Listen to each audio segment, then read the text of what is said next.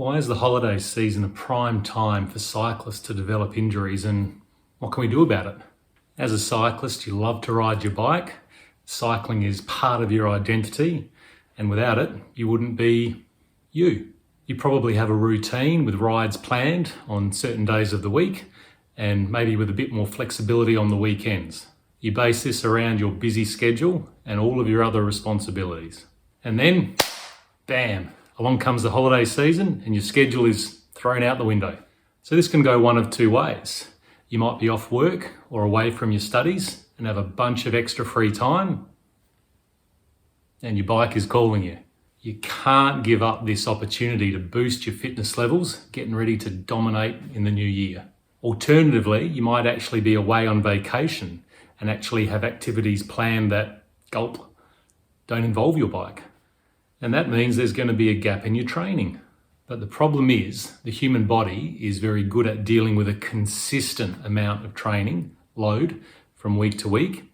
And if the training stress changes dramatically, then the risk of injury increases dramatically. There is very good research evidence that shows that alterations in training load of more than about 10% week on week will increase the risk of injury. For example, if you would normally ride, let's say 200 kilometers a week, which is about 120 miles, and then you plan to take part in the Festive 500, where the aim is to ride 500 kilometers between Christmas and New Year, then your training load for that week has more than doubled. And while your fitness may get a big boost, your musculoskeletal system is at a big risk of breakdown. Little niggles can turn into major irritations and new injuries can arise.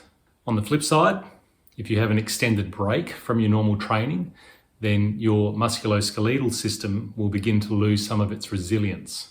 And when you go back to your normal training load, this might be too much strain.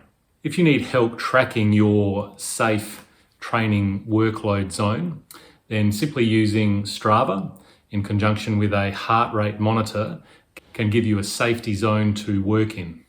Strava allocates a training stress score for each training ride and totals them over the week. This safe training zone will adjust depending on how much you ride and how hard you ride. And it's very simple to view both on the phone app and also on a desktop computer. As a sports physio, I've seen so many recreational athletes fall foul of this training load problem during Christmas and present at my clinic in January with injury flare-ups. But armed with this knowledge, you can plan ahead and minimise the risk. If you know that your training load is going to increase over the Christmas holidays, try and have a few weeks where your training volume increases gradually in the lead up. Or if you are really pressed for time, try and at least even just fit in a few short, sharp indoor sessions in the weeks prior to the holidays. This gradual step-up approach will reap the reward of maintained musculoskeletal health.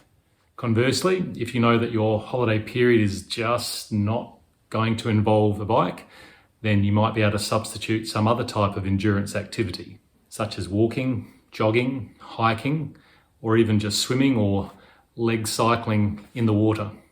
Look, it's far from your normal training, but at least there will still be some physical stimulus. And then when you are reacquainted with your bike, you should try and take a few weeks to ramp back up to your normal training regime and allow your body to readjust. No one wants to start the new year injured, sore, and forced to rest due to training errors. By following this simple and practical advice over the holiday period, you'll be ready and raring to go in the new year.